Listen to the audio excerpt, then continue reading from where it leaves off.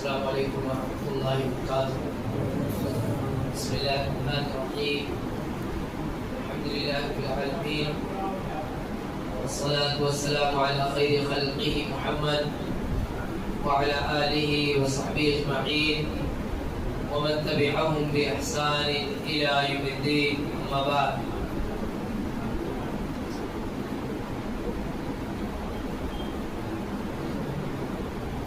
قابل قدر علماء کرام،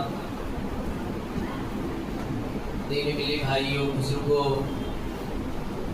نوجوان ساتھیوں، عزیز بچوں، اور جہاں تک یہ درس پہنچے اسلامی ماں اور بہنوں، رمضان کا بابرکت مہینہ ہم پر سایہ فگن ہے، اور اب محض گنتی کے چند ہی دن باقی بچے ہیں۔ اللہ تعالیٰ سے دعا ہے کہ اب تک جو عبادتیں ہم نے انجام دی اللہ تعالیٰ اسے قبول کر لے، اور بقیہ جو ایام بچے ہیں اللہ تعالیٰ اس میں ہمیں مزید عبادتیں کرنے کی توفیق عطا فرمائے۔ دینی بھائیوں، ان تمام عبادتوں کا مقصد یہ ہے کہ اللہ تعالیٰ ہماری بخشش کرتے ہیں۔ جتنی عبادتیں ہم انجام دیتے ہیں ان عبادتوں سے ہم کیا حاصل کرنا چاہتے ہیں؟ ہم دن بھر بھوکے پیاسے رہتے ہیں، روزہ رکھتے ہیں، رات میں 1 گھنٹہ، سوا گھنٹہ، 1.5 گھنٹے تک قیام اللیل میں کھڑے رہتے ہیں، تراویح کی نماز پڑھتے ہیں، کئی مرتبہ قرآن مجید کی تلاوت کر کے قرآن مکمل کرتے ہیں، دعائیں مانگتے ہیں، ذکر و اذکار کرتے ہیں، زکوٰۃ اس مہینے بہت سارے بھائی ادا کرتے ہیں، صدقہ خیرات کرتے ہیں۔ ان سب کا مقصد کیا ہے؟ اب یہ سب کام کیوں کرتے ہیں؟ مقصد ہے نا، مقصد یہی ہے کہ اللہ تعالیٰ ہمیں بخش دے، اور یہ بخشش کروانا واجب ہے۔ رمضان کے مہینے میں اپنی بخشش کروا لے جانا یہی کامیابی ہے، اور اگر آدمی اس میں چوک گیا تو پھر وہ محروم ہو گیا۔ پیارے نبی صلی اللہ علیہ وسلم کی مشہور معروف حدیث ہے، اللہ کے نبی نے پہلے ممبر پہ قدم رکھا تو آمین کہا، دوسرے ممبر پہ قدم رکھا آمین کہا، تیسرے ممبر پہ قدم رکھا آمین کہا۔ آپ کا یہ عمل خلاف معمول تھا، یعنی آپ ایسا پہلے نہیں کرتے تھے۔ صحابہ کی عادت تھی جب وہ کوئی نئی چیز دیکھتے تو سوال کر کے سمجھ لیا کرتے تھے۔ اللہ کے نبی صلی اللہ علیہ وسلم کو جب انہوں نے اس طرح سے دیکھا کہ آپ آمین آمین کہتے ہوئے ممبر پہ چڑھ رہے ہیں، پوچھ لیا کہ اللہ کے نبی آج ہم نے آپ کو ایسا کرتے ہوئے دیکھا۔ اللہ کے نبی صلی اللہ علیہ وسلم نے بتایا کہ میں کن باتوں پر آمین کہہ رہا تھا۔ ان میں سے ایک بات یہ تھی کہ وہ آدمی خائب و خاسر ہوا، وہ آدمی اللہ کی رحمت سے دور ہو گیا جسے رمضان کا مہینہ ملے اور وہ اپنی بخشش نہ کروا سکے۔ رمضان جیسا بابرکت مہینہ ملے اور وہ اپنے گناہوں کی معافی نہ کروا سکے، تو ایسا آدمی کب معاف کروائے؟ جب ہم رمضان میں اللہ کی طرف سے اتنی ہیلپ رہتی ہے، اتنی مدد رہتی ہے کہ شیاطین قید کروا دی جائے۔ رمضان شروع ہوتے ہی سرکش شیاطین قید کروا دی جائے، ہمارے نفس کو کمزور کر دیا جاتا ہے۔ اس پورے 1 مہینے کے جو روزہ رکھتے ہیں، روزے کا ہماری جسم پر، ہمارے روح پہ کیا اثر پڑتا ہے؟ ہماری شہوت ٹوٹ جاتی ہے۔ اسی لیے کہا گیا کہ نوجوان شادی کرے، نکاح کرے، لیکن اگر کسی وجہ سے نکاح نہیں کر سکا تو وہ روزہ رکھے، اس سے برائی سے بچنا آسان ہو جاتا ہے۔ تو ہم دن بھر روزہ رکھتے ہیں، ایک ایسی کیفیت میں اللہ تعالیٰ میں ڈالتا ہے جس سے برائی سے بچنا آسان ہو جاتا ہے۔ تو دو مدد ہے، شیاطین کو قید کروا دیا، اور ہماری اپنی جو شہوت ہمارے اندر بھڑکتی ہے، جسے ہم نفس امارہ کہتے ہیں، جو ہمیں گناہوں کی طرف کھینچ کے لے کے جاتی ہے، وہ کمزور پڑ جاتی ہے۔ اس کیفیت میں جانے کے باوجود بھی اگر ہم اپنے آپ کو تبدیل نہ کر سکے، اپنے آپ کو بدل نہ سکے، اور کئی قسم کی عبادتیں انجام دیتے ہوئے بھی اگر ہم اپنا تزکیہ نہ کر سکیں تو دیکھیے بھائی پھر خسارہ ہی خسارہ، نقصان ہی نقصان۔ رمضان میں تزکیہ نفس کرنا یہ بہت آسان ہوتا ہے۔ تزکیہ کس کو کہتے ہیں؟ میں اپنے ٹاپک پہ آ رہا ہوں، سمجھا رہا ہوں۔ تزکیہ کسے کہتے ہیں؟ ایک دم آسان لفظوں میں سمجھایا جائے تو جیسے کسی کے پاس میلا کچیلا کپڑا ہے، ہم نے کپڑے پہنے ایک ایک 2 دن 3 دن کپڑا پہن رکھا اور اس میں دھول دھبے لگ گئے، مٹی لگ گئی، گندگی لگ گئی، تو اب اس کپڑے کے ساتھ ہم کیا کرتے ہیں؟ اس کو جلا کے پھینک دیتے ہیں؟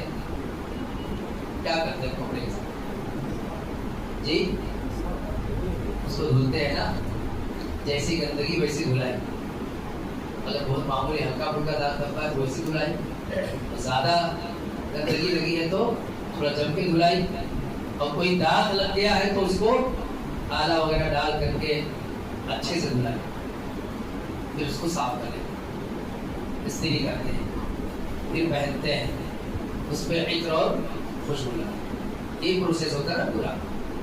یہی ہمیں اپنے نفس کے ساتھ کرنا ہے۔ رمضان میں اپنے نفس کے ساتھ ہمیں یہی کرنا ہے، اسی کو تزکیہ نفس کہتے ہیں۔ ہمارے روح کو ایک گندگی لگ جاتی ہے، ہمارے نفس یعنی ہمارا جو اندرون ہے یہ میلا کچیلا ہو جاتا ہے، جھوٹ بولتے بولتے، غیبت کرتے کرتے، ہاں اللہ لعب میں مبتلا رہتے یہ میلا ہو جاتا ہے، اور اتنا میلا ہو جاتا ہے کہ اس کو صاف ستھرا کرنا یہ ضروری ہے۔ اسی یعنی ایک دم میلی کچیلی طبیعت کے ساتھ ہم خوشگوار زندگی نہیں جی سکتے۔ گناہ کی نحوست ہوتی ہے، گناہ کی کیا ہوتی ہے؟ نحوست ہوتی ہے۔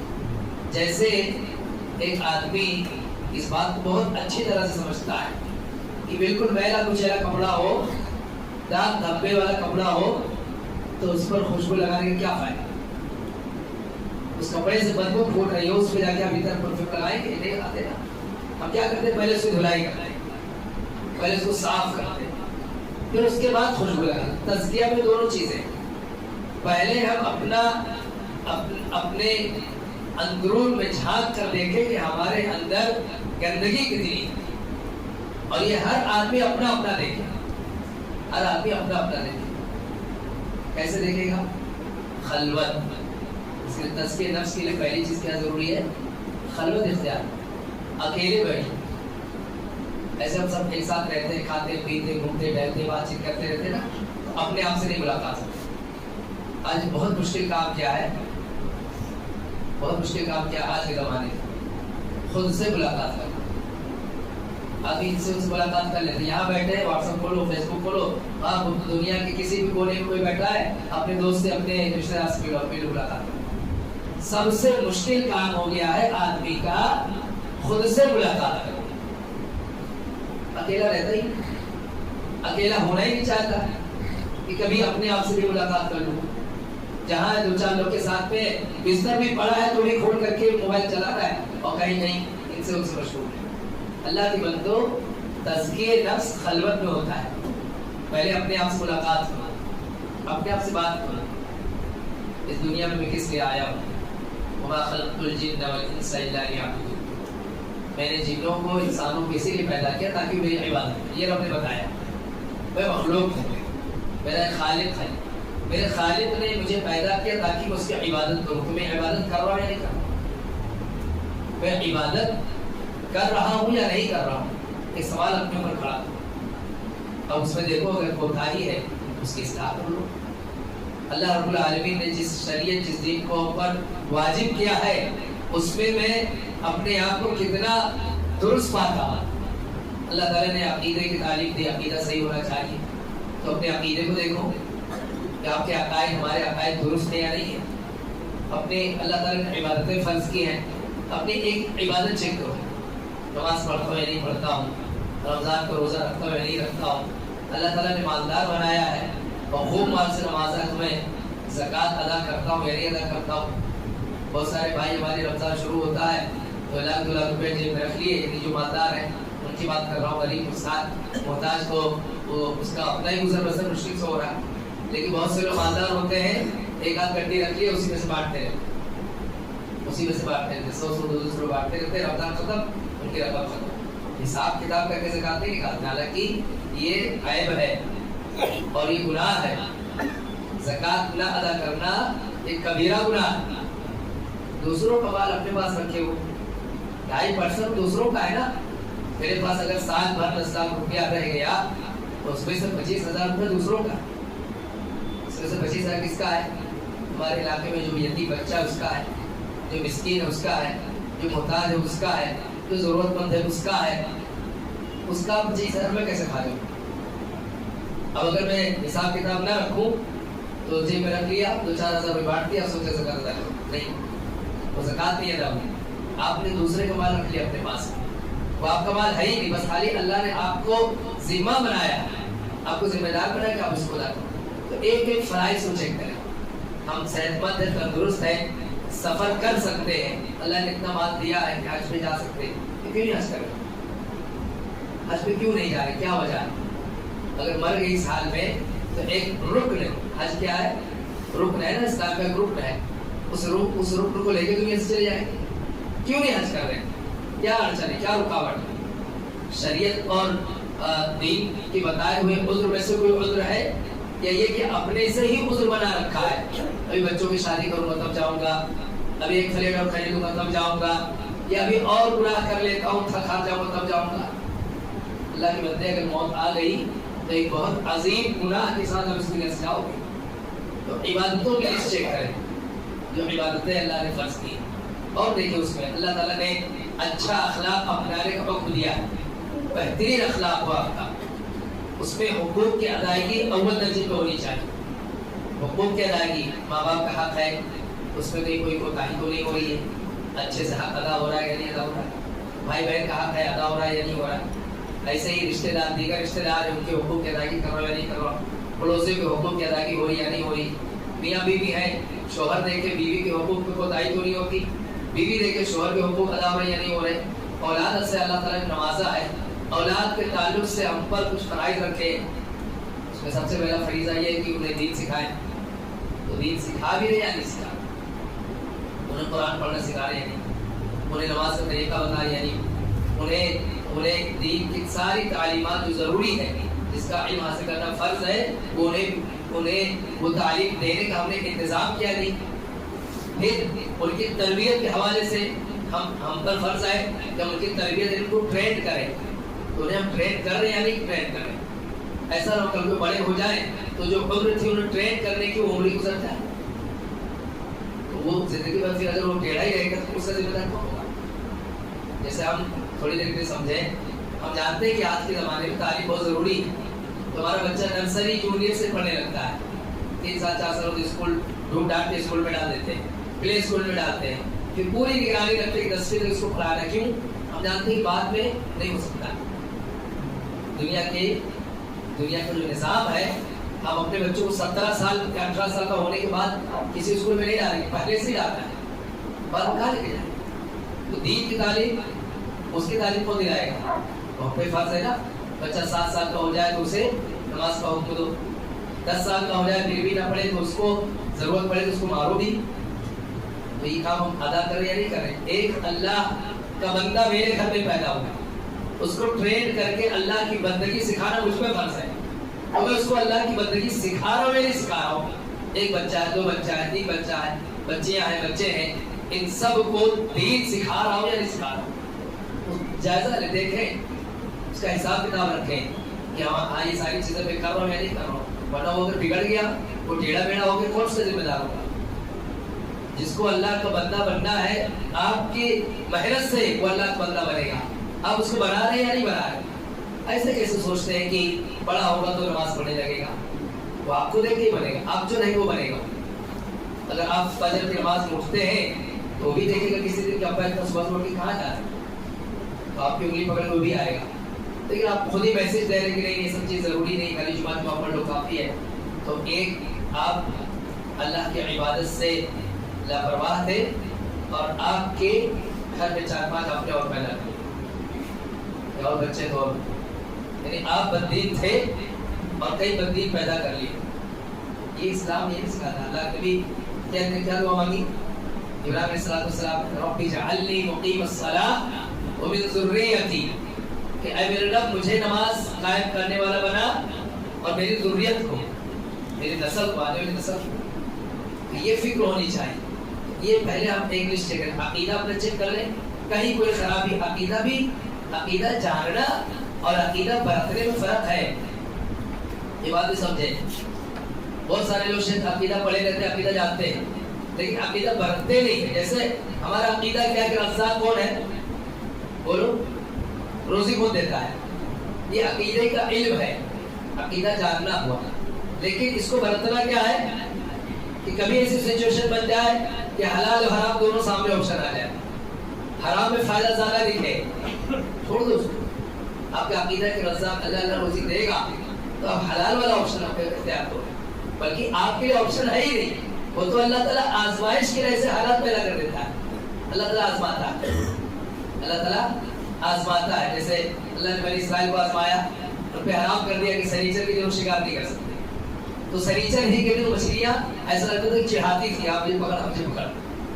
تو کبھی اگر ہمارے سامنے حرام کام آسان بن کے آتا ہے تو اس لیے نہیں آتا ہے کہ آپ اس کو کر گزرو، وہ اس لیے آتا ہے کہ اللہ کو دیکھنا چاہتا کہ اب ایسی صورت میں تم کیا کرتے ہو، تم کیا کرتے ہو.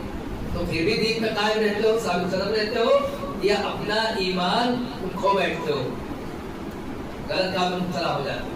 تو ہم چیک کریں عقیدے میں دھول مٹی لگ جاتی ہے. عقیدہ ہے کہ رزاق اللہ ہے، لیکن روزے کے معاملے میں چوری کر لینا، دھوکہ دینا، کاٹا مارنا، فراڈ کر لینا، یہ رزاقیت کا عقیدہ جو تھا آپ کا کمزور پڑ گیا. اس کی اصلاح کرو، اس کی کیا کرو؟ اصلاح کرو. آپ کا عقیدہ ہے کہ نفع نقصان کا مالک اللہ ہے، نفع کا مالک کون ہے؟ اللہ. تو بھیجا کسی کی چاپلوسی مت پڑھو، کوئی بھی فائدہ ملے گا اللہ تعالیٰ ہی دے گا.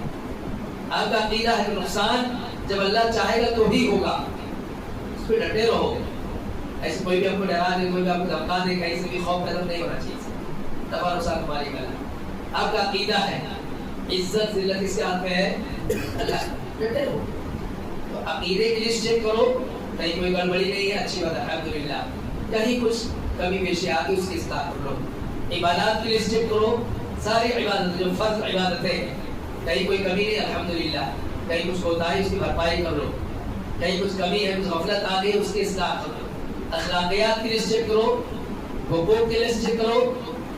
ایسے ایک ایک خانہ چیک کرتے کرتے پھر اپنے آپ کو آپ اس لیول میں پہنچا پاؤ گے کہ ہاں ہو گیا میرا تزکیہ. جیسے کپڑا دھلتا ہے آدمی کیسے دھلتا ہے؟ کالر دیکھ لیا، کالر پہ کہیں کوئی میل نہیں ہے، اگر ہے تو رگڑ دیتا ہے، صاف کر. آستین دیکھ رہا، آستین پہ کہیں کوئی میل کچھ تو نہیں ہے، دیکھ ایسے کپڑا دھلتے ہیں. کیسے دھلتے ہیں؟ ایک ایک کونا دیکھ کر کے، کپڑے کا ایک عزم دیکھ کر کے کہیں کچھ کوتا نہیں، پھر دیکھتا کہ ہاں بالکل صاف. ایسے ہی تزکیہ کرنا ہوتا ہے. تزکیہ ایسے ہی ہوتا ہے کہ آدمی اپنے زندگی کے سارے ایکٹیویٹی اس کو بغور دیکھے، جائزہ لے اور پھر اس کی صفائی کرے. بہت ساری غلطیاں ملیں گی ہمیں اور آپ کو، خود ہماری اپنی بہت ساری کمیاں ملیں گی. کوئی گناہ کرتے کرتے عادت بن جائے، ایسا بھی ہوتا ہے کبھی ایسا بھی ہوتا ہے. کسی گناہ کو کرتے کرتے کرتے وہ عادت بن جاتی ہے. عادت مطلب وہ ٹائم ہوگا نا تو خود بخود وہ چیز یاد آئے گی، ایسا مجھے کرتا ہے. کتنے نوجوان نشہ میں مبتلا ہے، شریف نوجوان. تھوڑا سا میرا جملہ آپ کو عجیب لگ رہا ہوگا، شریف نوجوان بول رہا ہوں. نشہ کرتے ہیں، کیا مطلب؟ عقیدہ ان کا درست ہے، عبادت بھی کرتے ہیں، ماں باپ کا خیال بھی رکھتے ہیں، لیکن ایک بری لت میں ایسے پھنسے ہوئے ہیں کہ وہ روتے بھی ہیں بعد میں روتے بھی کہ مجھے کس عادت میں پڑ گیا. ان کو نکالو، ان کو اس دلدل سے نکالو. اپنا بھائی ہے، اپنا بیٹا ہے، اپنا دوست یار ہے، اس کو حوصلہ دو، اس کو سمجھاؤ، اس میں سے نکالو. ایسی بہت ساری برائیاں ہم میں اور آپ میں ہوتی ہیں کہ جو آہستہ آہستہ ہماری عادت بن جاتی ہے. جیسے کسی کو طنز کے لیے نہیں کہہ سکتے، کسی کو ذلیل نہیں کر سکتے، کسی کو رسوا کرنے کے لیے نہیں کہہ سکتے، لیکن ایک بات ہے، اللہ کے نبی صلی اللہ علیہ وسلم نے کہا داڑھی بڑھاؤ. اللہ کے نبی نے کہا داڑھی بڑھاؤ. اب داڑھی کاٹتے کاٹتے، داڑھی چھلتے کاٹتے عادت بن جاتی ہے.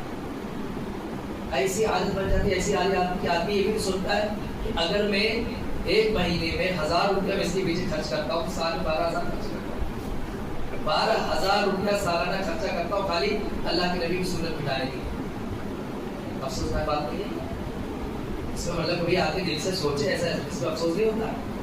کہ 12,000 15,000 روپیہ میں کس نام پہ خرچ کر مسجد میں دیں؟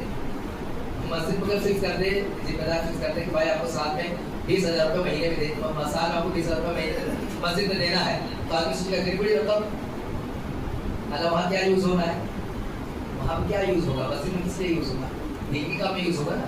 لیکن اس کے خلاف جا کر کے اس کو اگر شیونگ کرنے کی عادت پڑ گئی ہے تو وہ کرے گا، چاہے 20,000 لگے چاہے 25,000 روپے لگے. ایسے ہی چھوٹی چھوٹی عادتیں بہت ساری ہمارے رابطے میں رہتی ہیں جو ہر ناحیے سے گناہ رہتی ہے، یعنی سماجی ناحیے سے گناہ رہیں گی، دینی ناحیے سے گناہ رہیں گی، وساپت خود کی شخصیت کی بھی بہت تباہ کن ہے. اصلاح کرو، ہم میں آپ میں بہت ساری برائیاں رہتی ہیں. تزکیہ جب کریں گے آپ تو تزکیہ مطلب پورے اچھے سے دھلائی، اپنے آپ کو فلٹر کرو، دیکھو میرے دل کہاں کمی کون سی کوتاہی. کسی کا اخلاق سارے لوگوں کے لیے بہت اچھا رہتا ہے، بیوی کے لیے بہت بدترین اخلاق ہوتا ہے. پوری دنیا والوں کے لیے اتنا اچھا انسان ہے کہ اگر مر جائے تو بھیڑ لگ جائے اس کے جنازے کے اندر، لیکن بیوی کے لیے وہی انسان اتنا بدخلق رہتا ہے کہ بیچاری اس کے ساتھ زندگی کاٹتی ہے، انتظار کرتی میرے بچے بڑے ہوئے میرا دن اچھا ہے، باہر کی جوتی بنا کر کے رکھا، اس کو انسان کا بھی درجہ لینے کے لیے تیار نہیں. اتنی کوئی اللہ کے نبی صلی اللہ علیہ وسلم نے فرمایا تو میں سب سے اچھا انسان وہ ہے جو اپنی بیوی کے ساتھ اچھا ہے. سب سے اچھا آدمی کا اخلاق یہاں سے طے ہوگا کہ تم اپنے ماتحت والے کے ساتھ کیسے رہتے ہو، جو تم سے کمزور ہے ان کے ساتھ کیسے رہتے ہو، وہاں سے طے ہوگا نا. بڑے کو دیکھ کر کے تو ہر کوئی آدمی سہم جاتا ہے، بڑا دیکھ کر کے جس سے فائدہ ہو، جس سے کوئی ڈر ہو تو آدمی اپنے آپ کو ٹھیک کر لیتا ہے. کمزوروں کو دیکھ کر کے آپ کیسے رہتے ہیں وہ چیز نہیں کریں گے. کسی کے اندر یہ برائی رہتی ہے کہ آدمی بہت اچھا ہے، بہت شریف ہے، بہت ساری خوبیوں میں بہت آگے پیچھے رہتا ہے، زبان خراب ہے اس کے لیے، کبھی بھی گالی دے بیٹھتا ہے. 4 لوگ بیٹھے 5 لوگ بیٹھے بات کرتے کرتے اچانک اس سے گالی نکال جاتی ہے. اتنا گناہ آپ جانتے ہیں خالی دوسروں کو گالیاں دے کر کے. تو ایسے ہی تزکیے میں یہ چیز ضروری ہے کہ آدمی اپنے عقیدے کو دیکھے، اپنی عبادات کو دیکھے، اپنے اخلاقیات کو دیکھے اور اپنے معاملات کو دیکھے. معاملات چیک کرو، آپ نے کسی سے کوئی لین دین کیا، کہیں سامنے والا جس سے آپ نے کوئی چیز لی ہے یا جس کو کوئی چیز دی ہے اس میں جانتے بوجھتے ہوئے یہ انجانے میں آپ کسی کو نقصان تو نہیں پہنچا، اس کو دیکھو. آپ کی ذات سے ناجائز طریقے سے کسی کا نقصان تو نہیں ہو گیا، کسی کو نقصان آپ پر کسی کا حق تو نہیں نکلتا ہے، اس کو دیکھو، اس کو لسٹڈ کرو، اس کو پوائنٹ آؤٹ کرو، اس کی بھرپائی کرو. اگر ممکن ہے بھرپائی تو اس کی بھرپائی کرو. ورنہ ابھی شیخ بتا رہے تھے بہت دردمندانہ انداز میں انہوں نے بات رکھی، یہ ساری نیکیاں کام کرتے رہتے، یہ آخرت میں اللہ تعالیٰ اس کی ایک شکل ہی نکال دے گا کہ مظلوم جب آ جائے گا دعوے دار بن کر کے، مظلوم آئے گا دعوے دار بن کر کے تو یہ نیکیاں اٹھا کے دی جائیں گی. ایک آدمی جائے گا اس کے پاس عبادتوں کا ڈھیر رہے گا، پہاڑ رہے گا، لیکن قد شتم ھذا، فلاں کو گالی دے رکھی ہے، فلاں کو مار رکھا ہے، فلاں کی کوئی چیز کھا رکھی ہے، تو اسی نیکیوں میں سے اٹھا کے دے. اچھا یہ موحدین کی بات چلیے، اس کی بات چلیے توحید والوں کی، جن کے یہاں توحید نہیں ہے ان کی تو نیکیاں ہی نہیں ہوتی، ان کی تو نیکیاں قبول ہی نہیں ہوتی ہے نا، تو ان کی بات نہیں چلی. کس کی بات چلی؟ ہماری اور آپ کی بات چلی. جو توحید میں پکے ہیں، توحید میں سچے ہیں، جو سنت نبوی کے مطابق اپنی عبادتیں انجام دے رہے ہیں، وہی قبول ہوتی ہے نا. تو وہ وہاں پر قبول ہو چکی ہوں گی، وہی عبادت کو اٹھا کر دی جائے گی. جو قبول ہی نہیں، جو پہنچے نہیں، وہ کہا وہاں تو ان کا شمار ہی نہیں ہوگا. تو اللہ کے نبی صلی اللہ علیہ وسلم نے بتایا کہ پھر وہ اٹھا کے دی جائے گی اس کو.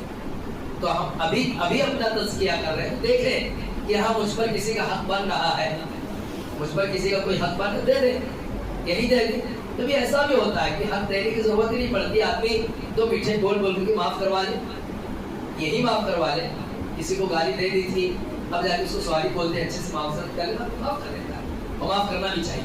ایک بات اور سمجھے، بہت بڑی نیکی ہے، بہت بڑی عظیم نیکی ہے، جس کا اجر کاؤنٹ نہیں کیا جا سکتا، جس کا ثواب لفظوں میں بیان نہیں کیا جا سکتا. وہ کیا نیکی پتہ ہے؟ معاف کر دیتے. آپ پر کسی نے زیادتی کی، اب وہ شرمندہ ہو کر کے آئے آپ سے معافی مانگنے کے لیے، معاف بغیر کچھ سوچے معاف. فمن عفا واصلح فاجره على الله. اللہ نے فرمایا کہ جو آدمی معاف کر دیتا ہے، اصلاح کر لیتا ہے، اپنے معاملات درست کر لیتا ہے، فاجره على الله، تو اس کا اجر اللہ کے ذمہ، اس کا اجر اللہ دے گا. کیا گزرے گا اللہ نے نہیں بتایا، اللہ نے نہیں بتایا.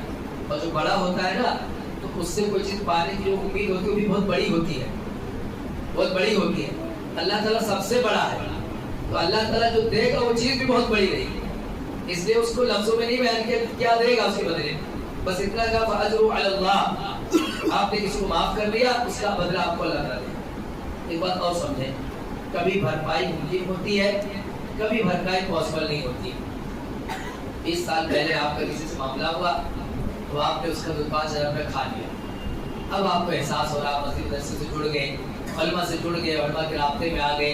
اب آپ کو احساس ہو رہا ہے کہ نہیں یہ سب میں نے بہت غلط کیا. ڈھونڈ رہے ہیں، اس کو تلاش کر رہے ہیں، اس کو تلاش کر رہے ہیں. کہاں جائیں گے؟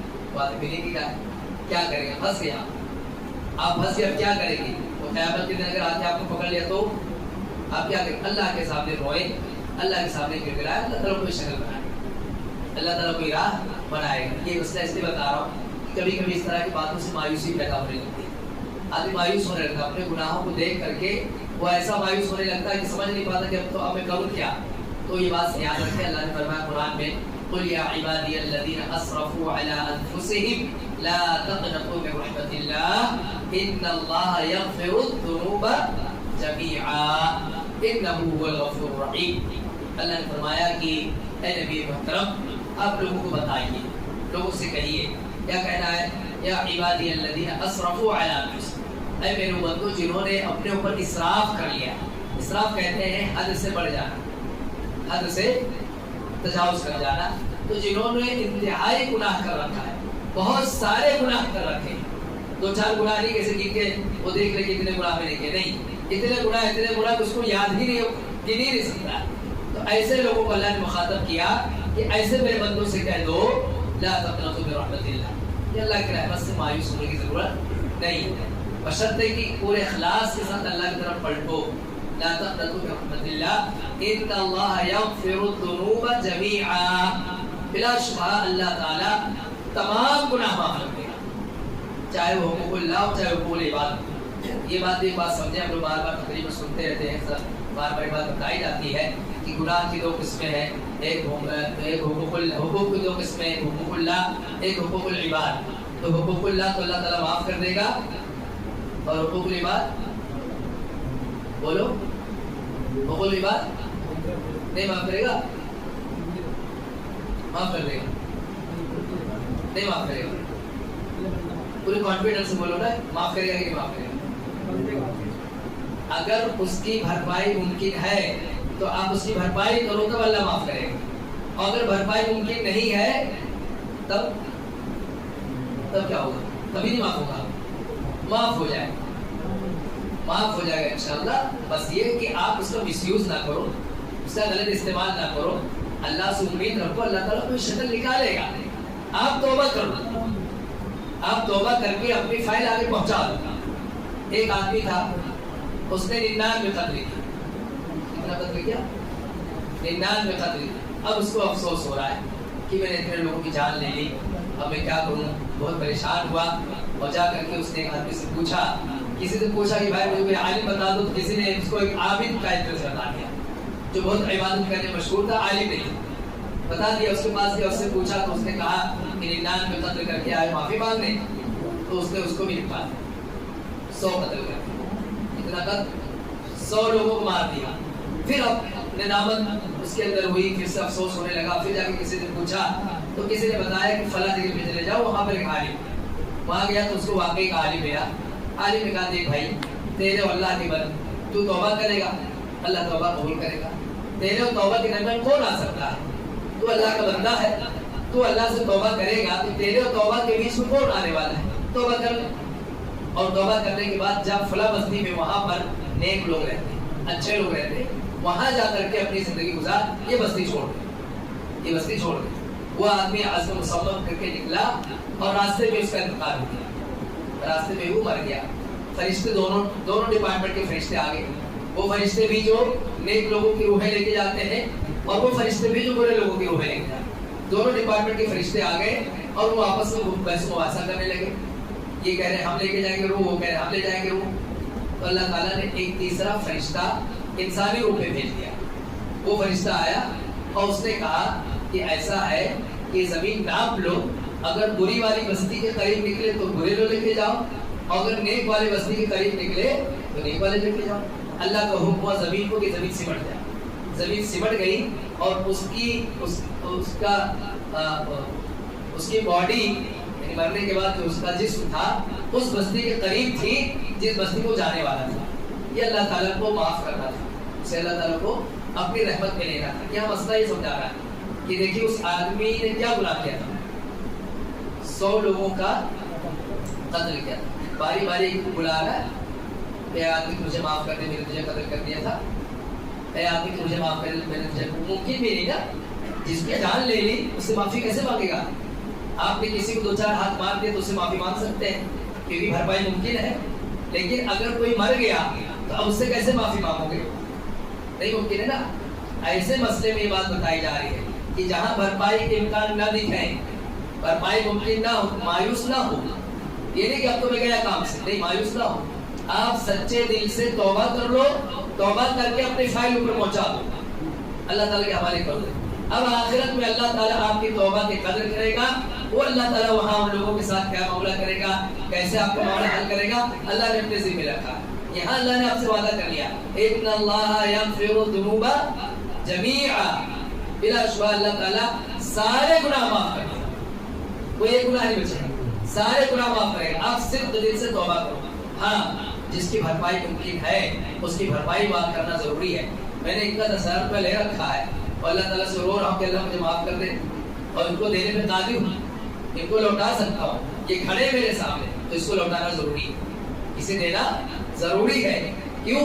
اس لیے کہ ایک آدمی کا دل دکھا کر کے اور بھی میں سواری بول رہا ہوں، اور جبکہ اس کے دل کی بھرپائی کر سکتا ہوں، تو یہ میں اپنے توبہ ہی میں گویا جھوٹ بول رہا ہوں، اپنی توبہ ہی میں گویا جھوٹ بول رہا ہوں۔ تو دینی بھائی بات یہ چل رہی تھی کہ آدمی ایک ایک چیز اپنی چیک کرے اور پھر اپنی اصلاح کرے، اسی کو تزکیہ نفس کہتے ہیں، اسی کیا کہتے ہیں، نفس کا تزکیہ، یعنی اپنے آپ کی صفائی کرنا، تطہیر القلب، اپنے دل کو پاک کرنا، اپنے نفس کو پاک کرنا۔ رمضان ہمیں یہ درس دیتا ہے کہ اپنے آپ کو کیسے پاک کرتے ہیں۔ دیکھیے ہم صبح اٹھتے ہیں، سحری کرتے ہیں، سحری کرنے کے بعد دن بھر ہمیں پیاس لگتی ہے، نہیں پانی پیتے، بھوک لگتی، کھانا نہیں کھاتے، کیوں؟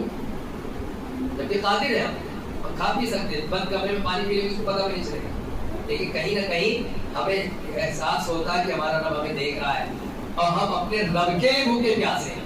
تو رمضان ہمیں سکھاتا ہے کہ اپنے آپ کو کیسے رب کی مرضی کے حساب سے چلایا جاتا ہے۔ ڈیلی 12 گھنٹہ ہم اس کی پریکٹس کرتے ہیں، رات میں رمضان میں تراویح کی نماز پڑھتے ہیں، تو ہمیں اپنے آپ کو اس کا عادی بناتے ہیں کہ اللہ کی رضا کے لیے کیسے تھکا جاتا ہے، کیسے اللہ کی رضا کے لیے تھکا جاتا ہے۔ رمضان تزکیہ کرنے میں بہت مدد کرتا ہے۔ پھر آدمی جو ایک مرتبہ اپنا تزکیہ کر لیتا ہے تو اللہ تعالیٰ کی طرف سے مدد آتی ہے اور پھر دین پہ اس کا قائم رہنا آسان ہو جاتا ہے۔ ایسے خالی 29 دن 30 دن ایسے نہ گزارو، ایک مقصد کے تحت گزارو کہ اپنے آپ کو پاک صاف کر لینا۔ جیسے کوئی گاڑی سروس کرنے کے لیے سروس سینٹر میں جاتی گاڑی، اس میں کیا کیا کمی کوتاہی تھی، بعد میں جب سروس ہو کے آتی ہے تو ہمیں احساس ہوتا ہے کہ اس کی سروسنگ ہوئی ہے۔ اب اس گاڑی کو چلاتے ہوئے ہمیں پورا مزہ ملتا ہے، ہم سمجھتے ہیں کہ اس کی کمیاں کوتاہیاں دور ہو گئی۔ اس 1 مہینے کے بعد ہم اپنا جائزہ لیں کہ ہماری کمی کوتاہی جو تھی، ہمیں جو غفلت تھی، جو گناہ تھے، وہ سب صاف ہوئے یا نہیں ہوئے، ہماری غفلت دور ہوئی یا نہیں ہوئی۔ اگر ہوئی ہے تو ہمیں رمضان کا فائدہ ہے۔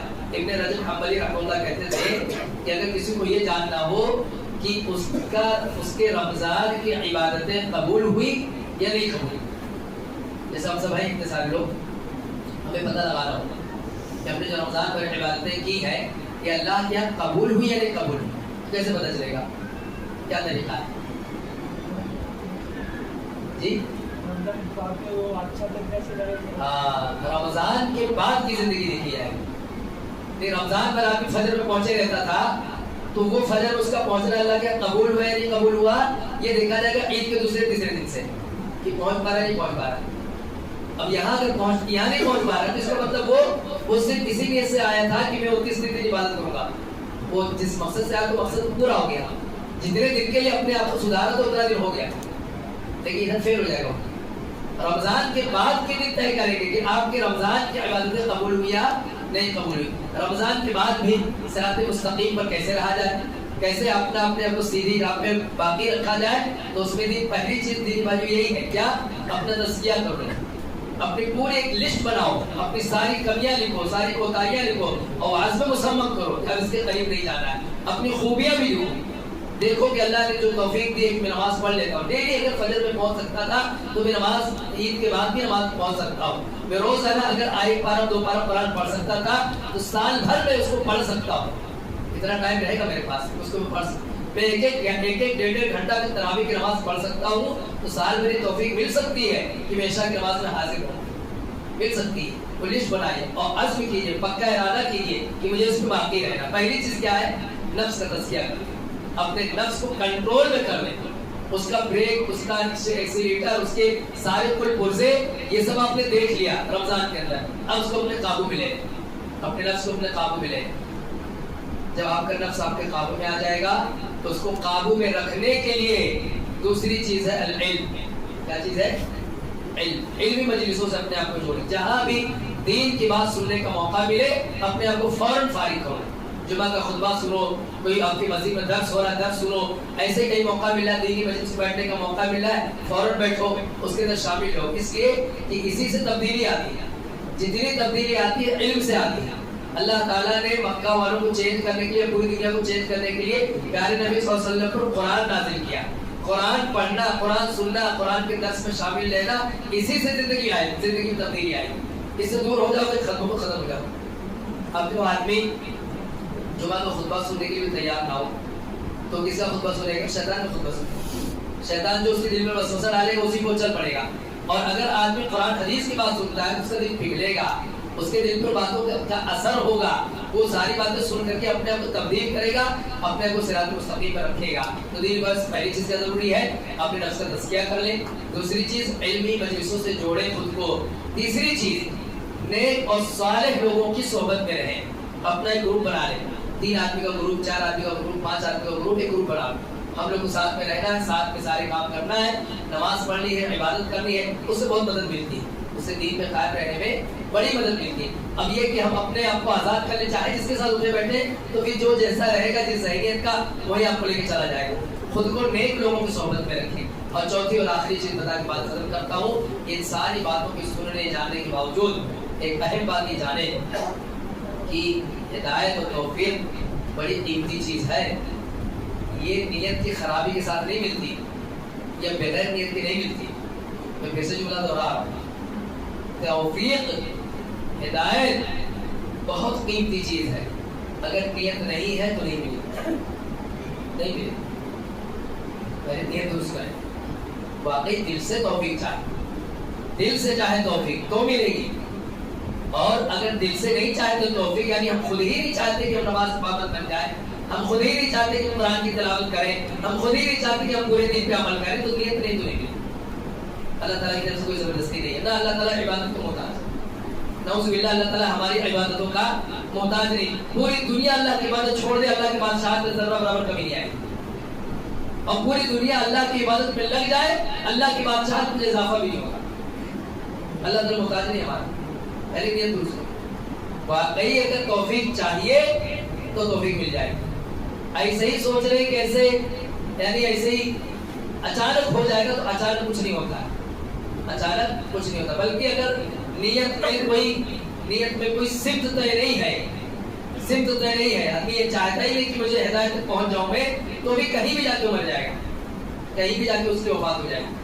آدمی ہدایت پہ نہیں کرے گا۔ آپ دیکھ لو ابو طالب، چچا ابو طالب کو دیکھ لو، کتنے نیک دل آدمی تھے، اللہ کے نبی صلی اللہ علیہ وسلم کے لیے کتنا کچھ انہوں نے کیا، پوری زندگی اپنی لگا دی سپورٹ میں، ہر طرح سے کھڑے رہتے، ہر طرح سے، جب تک وہ زندہ تھے کسی کی ہمت نہیں ہوتی تھی کہ پیارے نبی صلی اللہ علیہ وسلم کو تکلیف پہنچا سکے، لیکن توفیق کو لے کر کے، اسلام کی ہدایت توفیق کو لے کر کے ان کا کانسیپٹ کلیئر نہیں تھا، کہاں وفات ہوئی، اسلام میں انتقال ہوا۔ لہٰذا دین بھائی اس بات کو بہت گمبھیرتا سے لو، آپ ہم سب لے، میں بھی محتاج ہوں، اللہ تعالیٰ مجھے بھی توفیق عطا فرمائے۔